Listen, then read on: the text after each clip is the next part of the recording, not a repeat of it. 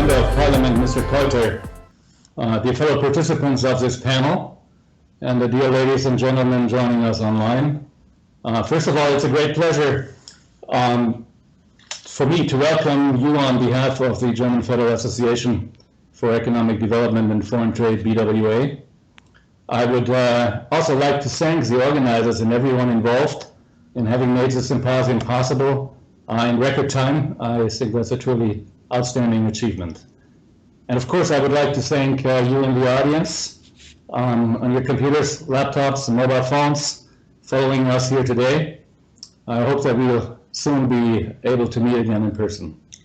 Well, I was asked to speak about the experiences that we have made here in Germany in dealing with the COVID-19 pandemic and political implications, and share my opinions about the lessons Germany should learn from the events of the last weeks and months, and I'll gladly comply with this request. But let me perhaps begin by saying that although there were heated discussions about the measures taken by the German government in March to prevent the pandemic, discussions which continue to this day, we believe that we should be grateful to our government for its decisive action. Some of you might perhaps disagree. There have been numerous mistakes and shortcomings, but it is always easy to criticize decisions in exceptional situations afterwards if you were not responsible for making those decisions. It remains to be said that with the measures introduced in Germany, so far we have been able to avoid high numbers of casualties, such as those in Italy, France, Spain, England, the United States, or now Brazil. And for this, I believe, we owe thanks and respect to the leadership of Mrs. Merkel, no matter on what other topics we will disagree on. But for the time being, it looks like Germany has the disease under control and has contained the spread of the pandemic. So what are the insights and lessons that we can learn from the first 100 days of COVID-19 over here? Let me share three most important ones from our point of view to start with. First, the last few weeks have shown to us in Germany dramatically how far our government, our economy, and our society have fallen behind when it comes to digitalization in international comparison. Before COVID-19, we always prided ourselves in being so innovative, in being the birthplace of digital manufacturing, intelligent production, Industry 4.0. And then we suddenly discovered how badly we were actually doing in reality when it came to digital governance, to virtual forms of work, to online education. In China, it took only a few weeks' time after the first days of lockdown to convert the entire national educational system to online face-to-face teaching. In Germany, even today, our schools are still not functioning properly again. So what can we learn from that? And what should we learn from that? Germany needs a comprehensive push for digitalization across all sectors of society, and it needs it now and at all cost. Second, as far as our international relations and foreign trade relations are concerned, the experiences of recent weeks will certainly accelerate the process of Germany's withdrawal from its transatlantic ties. The images and news that reached us from the United States made it obvious to many how necessary it is for Germany to begin to emancipate itself from US dominance and to define and pursue its own national interests. A recent speech by Chancellor Merkel, given online at the Konrad Adenauer Foundation, in which she outlined new priorities for the German EU Council presidency, may be symptomatic in this context. Germany should look to China. Germany should look to Africa, she said. Well, we might add Germany should also look to India and should certainly look to Russia, but Mrs. Merkel could not yet bring herself to say that because, as we all know, she has quite a complicated relationship with Russia. But we think sooner or later, Germany will redefine its relations on the geopolitical stage and the geostrategical stage there because a lesson learned in recent days is that to kickstart our economy again, America will be of little help. And if the United European nations will find a coherent strategy remains yet to be seen. Third, the third key lesson which Germany must face, in our opinion, is how important the sovereign security architecture of our own making will become for the future of our country. We strongly believe that we are headed for troubled and conflict-ridden times. Among all those discussions of opening up our societies and economies again, we tend to forget that we haven't seen the full brunt, the full impact of the recession yet, and of all that it will entail. The pandemic will fuel existing conflicts, will fuel conflicts over resources, over migration corridors, and makes the world more fragile and unstable. As a consequence, we will be facing many questions, which we here in Germany will have to ask anew. Can we afford ourselves to continue neglecting our national security, which we have done significantly in recent years? Are we prepared to protect and defend our country against new emerging threats? How can we better control our borders, even right now, to prevent reinfection? How can we maintain social stability and order to safeguard economic prosperity? In the last few days, we have witnessed an interesting debate in Germany about President Trump's announcement to withdraw US troops from German soil. This was widely covered by the media, and it sparked off a partly bizarre discussion in which politicians, members of parliament, who had just demanded more distance from America, suddenly expressed concerns about the future security of Germany without American protection. Well, we believe you cannot have it both ways.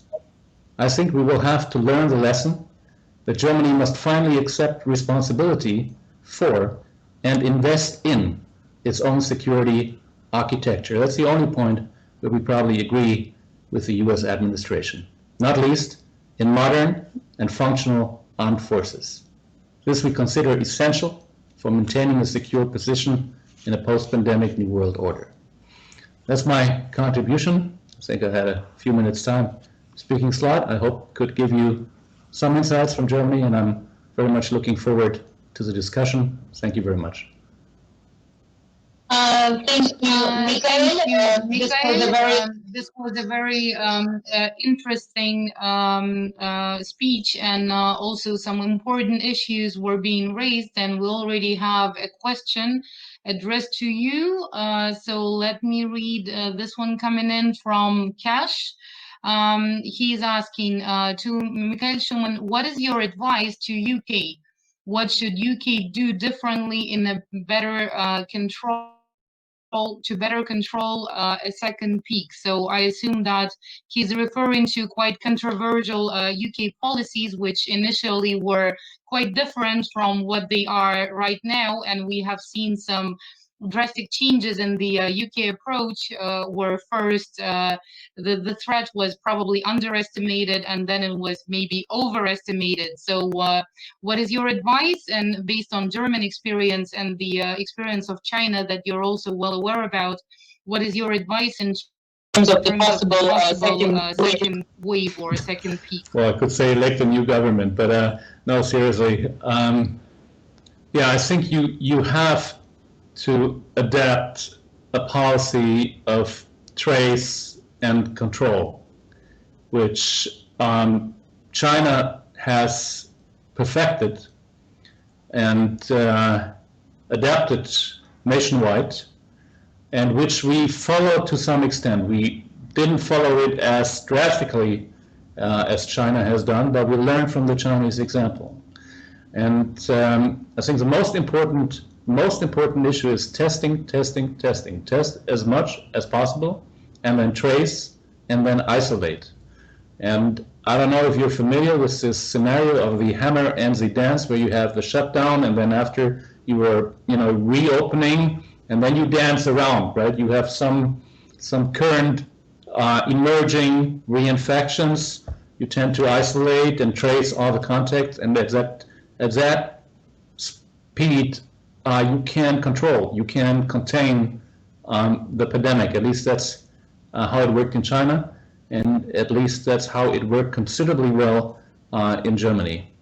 So, but I think you need to have the political will, and you need to have the communication and the acceptance in the population. And that, of course, is more difficult to achieve in a society like in the UK or in Germany than it is in China, where you can just order people to follow. Okay, thank you. And also another question will be coming from me, and I guess this one will be interesting for a lot of our viewers based in European Union and in Russia, because you touched upon a very important issue of national security. And so we all understand that to a certain extent, the current geopolitical situation and the situation in Germany is still a consequence of the World War II and the way that political forces arranged, let's say, the situation. So, starting from then, this was basically then when all those U.S. military bases started appearing all over the country, right? And so, several years ago, we all, I assume, remember the scandals that occurred when it became public that the German government was being closely watched and, moreover, spied on by some of the intelligence forces. But then 2014, 15, and so on were full of various other events that made us kind of like forget about this little scandal happening between Merkel and Obama administration at that point. So is this discourse being brought back right now when Trump has changed the U.S. approach quite a lot, and when Trump is making all those statements, some of which are fresh, you just mentioned them, regarding the U.S. withdrawal from Germany in terms of its military bases? But is this discussion being back in terms of U.S. Intelligence close ties with the German government and this entire situation that was a little bit forgotten?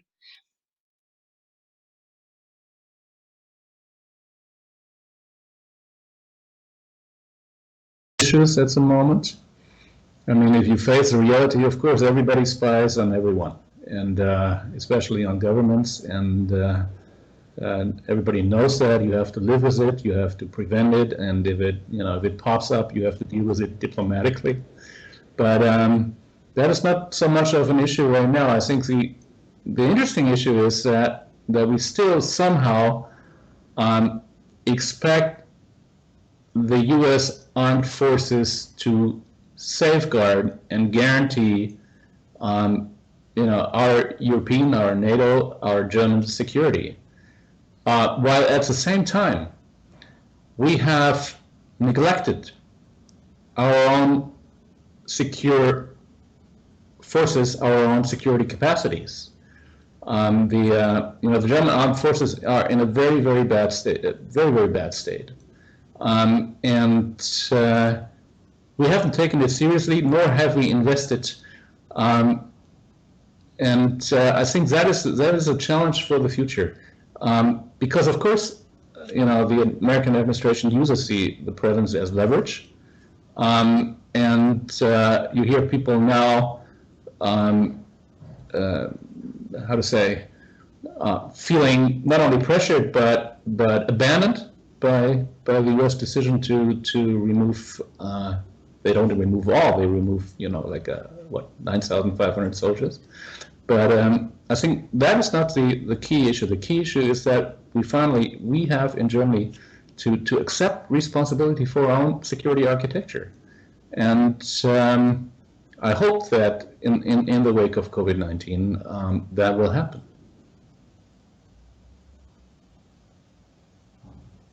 Okay, thank you. And I see Another question coming to you, quite related to what you were elaborating on right now. So the question is from Josema Timolane, and he's asking, thank you, Mikhail Schumann, for your quite actual and pertinent speech. I do agree with your vision of the geopolitics and the architecture of world security. Could you please tell me what is the real threat to German security today?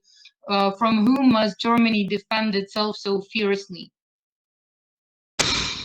I think that's difficult to answer right now. I would not point fingers, and you know, if you follow the public discourse, you often hear, well, yeah, there's a threat and aggression from Russia, for example. There could be a new threat, emerging threat from China because they have ballistic forces that can reach European soil now. I don't believe in any of this. I do believe, though, that we have to be prepared to secure our borders and to, for example, defend our interest if we see more mass migration, which could well probably be one of the consequences of the recession, and also in order to be prepared for whatever might happen, it is the key element of national sovereignty to have sovereign armed forces, and I do believe we should be stronger than we have been in the past and more assertive than we have been in the past. Thank you. And well, I guess the last one, let's move from war to peace, and knowing that you work with business quite a lot, and one of your key areas of involvement is international business, international trade, international production, let's say, and all those fields that are at the same time very sensitive to politics, yet have their own interests and everything. So yeah, let's say if we could allow ourselves to dream a little bit and to ask ourselves a question: what do we want the post-COVID world to look like in terms of the the very basis, the very foundations, and the key values of international relations?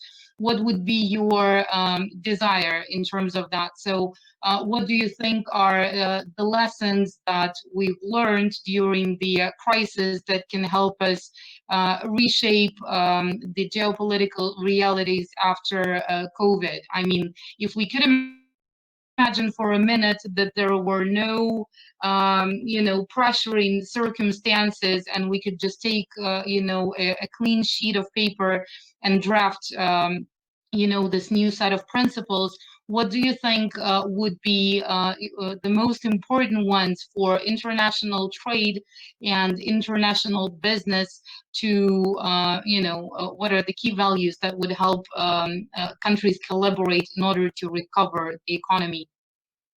I hope that through the experience that we make, we will see also the acceleration of some positive developments, like a more fervent embracing of a multilateralistic approach to international trade topics. We should not be pressured.